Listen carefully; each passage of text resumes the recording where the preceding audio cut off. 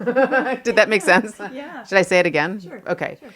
I think that when a ritual is designed well, it is designed to make space for the soul to flourish and to show up.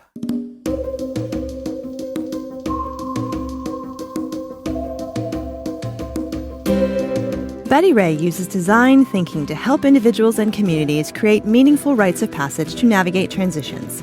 She's a recent graduate of the Spirituality Mind Body Institute at Teachers College, part of Columbia University. She's currently developing a program called Human Nature Academy to work with adolescent rites of passage. Join me for a conversation with Betty Ray.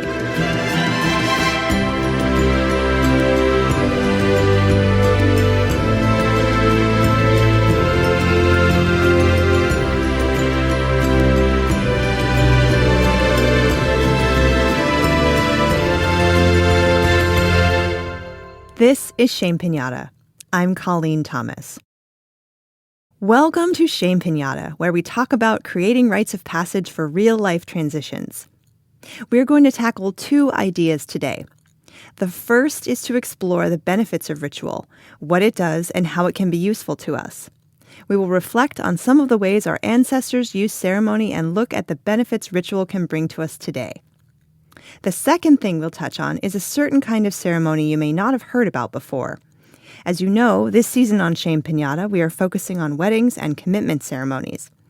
There have been an increasing number of people over the past decade who have decided to commit to themselves instead of, in the absence of, or alongside the presence of a partner. It's called self-commitment or self-marriage, and it's gaining popularity. So let's dive in. In our first episode, we talked about the power of ritual to create a container for the strong emotions that come with transition. Getting married, losing a loved one, the birth of a child, the end of a relationship. These are all times when our way forward changes. The future in front of us is totally new, where the sidewalk ends, as poet Shel Silverstein said. Who we were won't work anymore. We must become someone new. We must become the husband, the mother, the single person. The ceremonies that we turn to at these times help mark the beginning of these transitions, but they can be limited. Weddings, for example, can focus so heavily on joy that they block out any feelings of grief or loss, which are a normal and healthy part of any transition.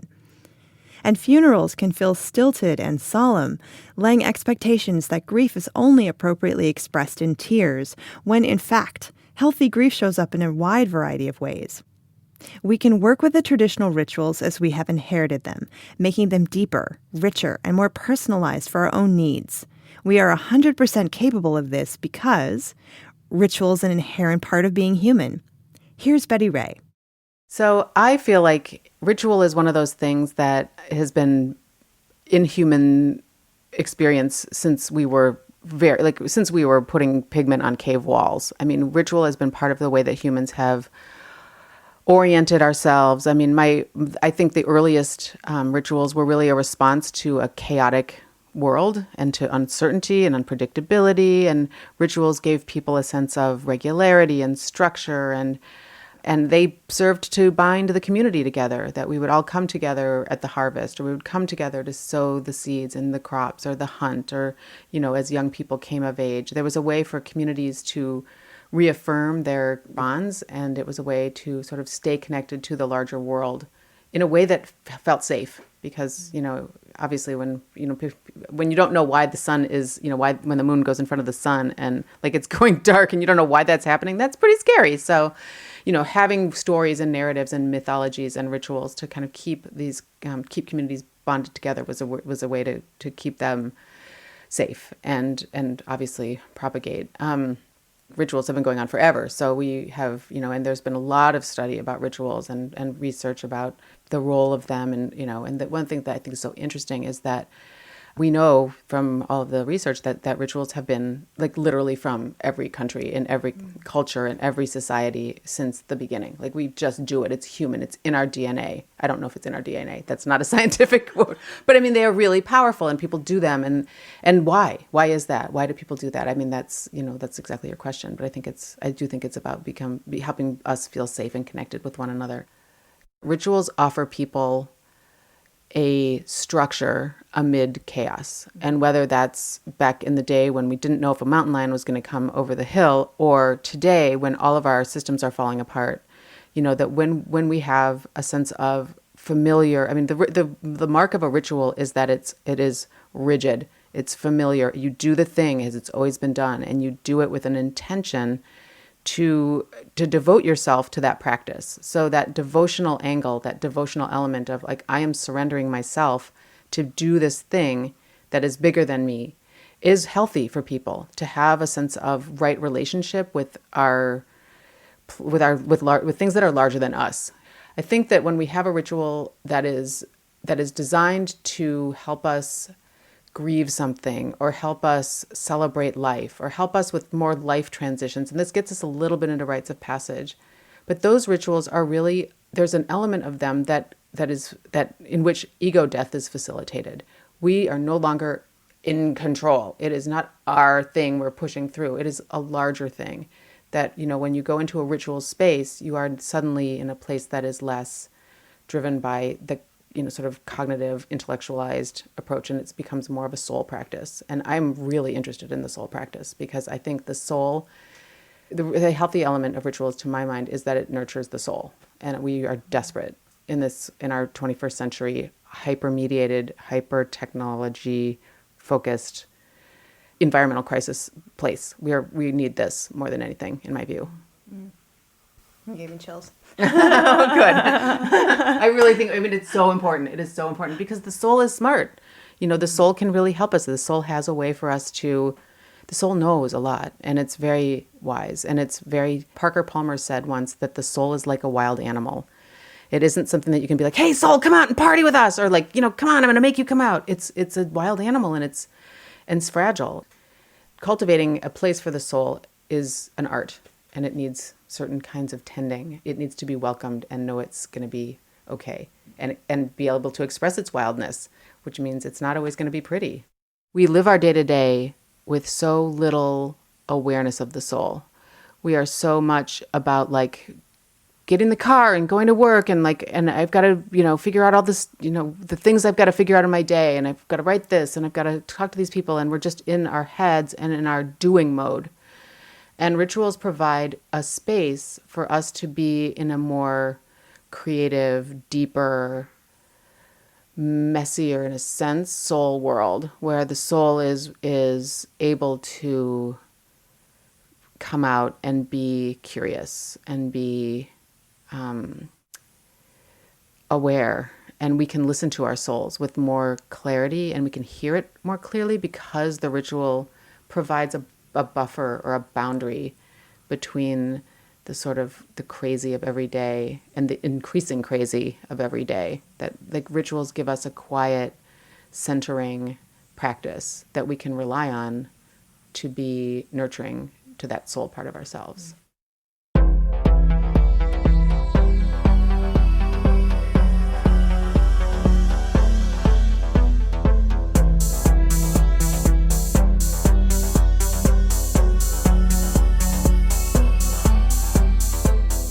Self-commitment can be defined in many ways.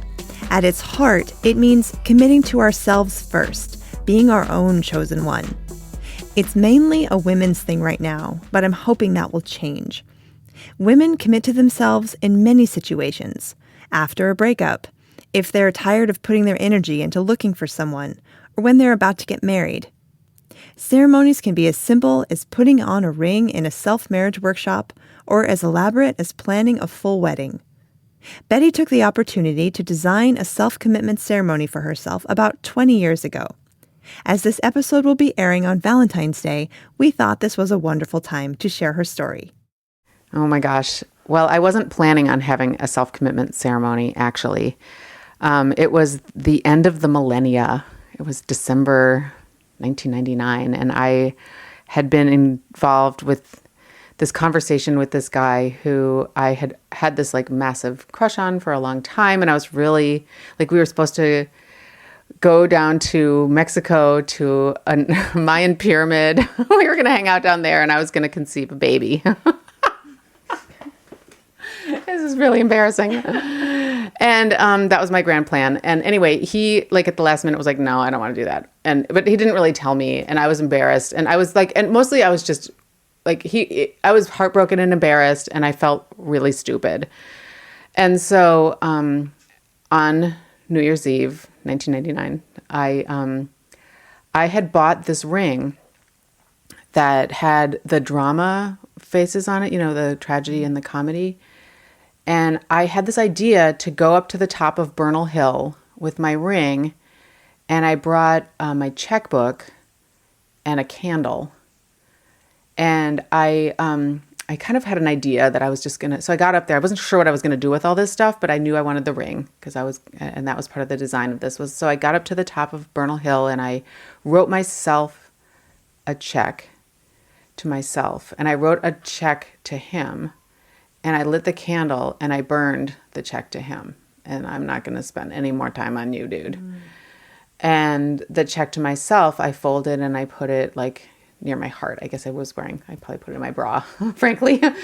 And then I took the ring and I made a statement. As San Francisco was my witness, as I was up on the top of Bernal Hill, and it's kind of this cloudy, foggy, you know, gross San Francisco winter day, kind of at the winding down of this millennia, you know. And so I had this sort of weight, this gravitas of the sense of this millennia's ending, and I'm committing to myself for the new millennia to not get into drama with men anymore. And this was not the first time. This is clearly a little bit of a pattern. I don't know if that's clear, but it was totally a little bit of a pattern. So I took the ring and I put it on my left finger, and I said that I now am committed to myself, and I'm marrying my own drama so that I don't need to marry it externally. I don't need to bring my drama. I don't need to create it externally, and I certainly don't want to be engaged in a relationship with it anymore. I don't want to do that. That's done. Adios. And so I finished, and I blew out the candle, and I went back home, and I went out, and I had an incredible New Year's Eve. And I was just like, I was in such gratitude, like, let that guy go. And I just, you know, I could feel dancing. I was dancing, and I just, you know, I danced him out, and it was a way for me to reclaim my power. It was a way for me to reclaim my sense of agency about myself, and to not be so, you know, not to outsource my sense of self and my sense of purpose and strength. And so it was a really, really important thing to do. And I'm so glad I did it. And I wore that ring forever until I got married. And now I have a different one. Yeah. But anyway, so that was my self-commitment. So it wasn't really a conscious decision. It was more of a, like, I gotta heal. I feel stupid and I'm humiliated and I'm embarrassed and I need to take care of myself because I did something really dumb. Wow. I love that. Yeah. It was fun. Yeah. It was powerful. Wow. I love how you're like, I took my checkbook. And I'm like, ooh, what's going to happen with the checkbook? Like, this is really interesting. Well, it was, you know, it was a symbol of, you know, back in the day, right? People had checkbooks. We probably don't have that anymore. Do you have a checkbook? I don't even have a checkbook. Anyway, you know, that we had, you know, that it was a way for me to it was a metaphor for my money, which is power. Like it was a metaphor for my life force, which I had really stupidly given up, and just embarrassingly so, because I mean, I'm sure he was like, who is this crazy stalker woman that wants to go to a Mayan pyramid with me and have my baby? I don't know. It's kind of funny, but I'm not sure if it's like the long-term, like most realistic, you know, sane thing to do. What exposure had you had to the idea of self-commitment before your own ceremony? I don't think I had any exposure to it. I had come to ritual through my mom and my mother and her use of ritual. And I knew that having rituals could catalyze change. And I had done several other rituals over the course since my rite of passage one that were sort of self-related, but they weren't self-commitment. That was different. So I don't know. I mean, I honestly think these ideas float around the ether and that we pull them down when we need them. Well, what are the benefits that you feel the ceremony brought to you, short-term and long-term?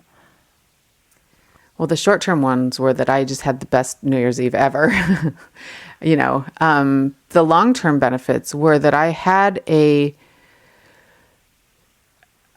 catalyst to an experience that helped me catalyze a change in my attitude towards myself and my relationships. That it was an intentional taking back of my power and releasing him so that I could be more,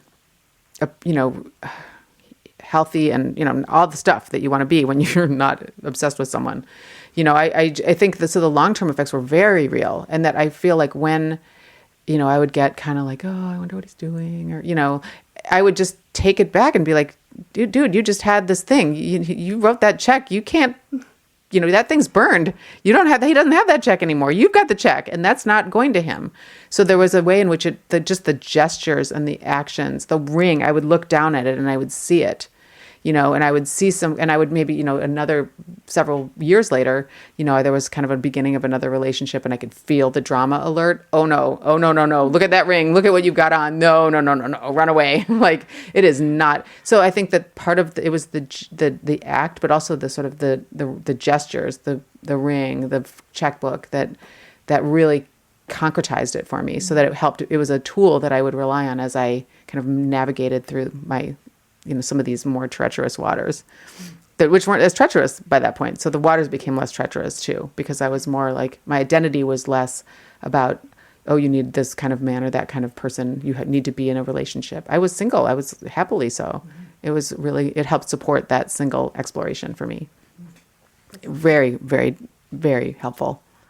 How does being married or committed to yourself mix with being married or committed to somebody else? That's a great question.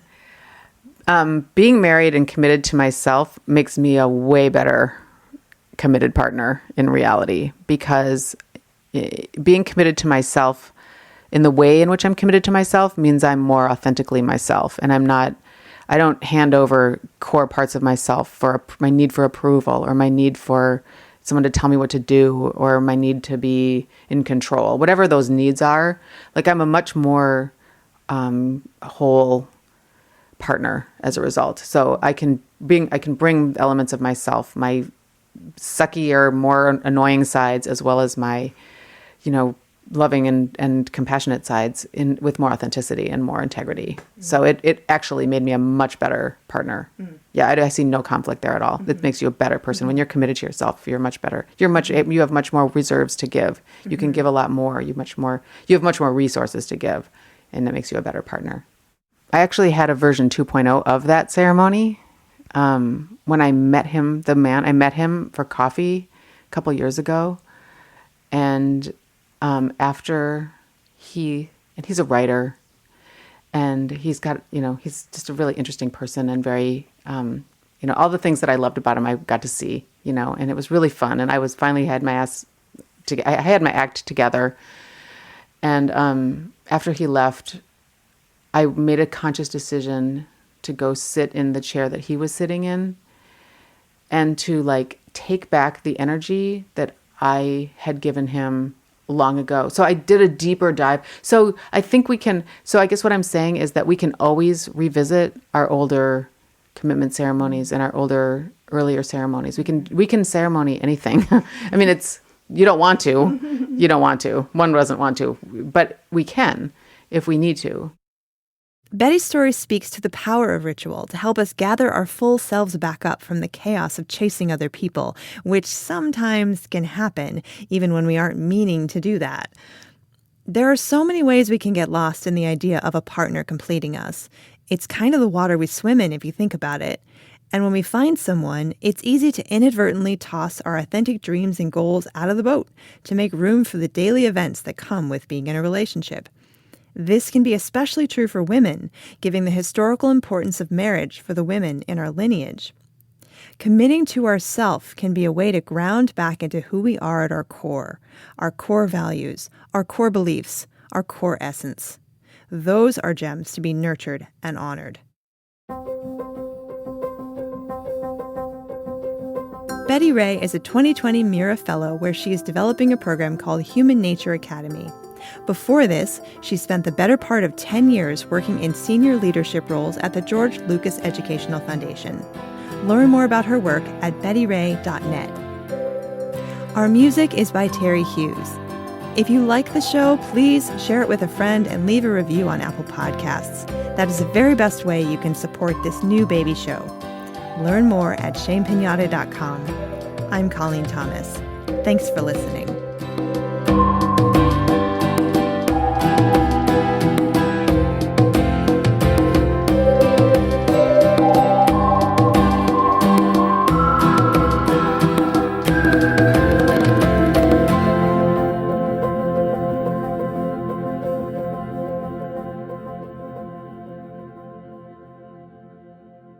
We each go through significant moments that aren't necessarily honored in society, like getting out of debt, becoming cancer-free, or outliving a parent. We can create ways to honor these important milestones. Get inspired at everchanging.net. That's ever-changing.net.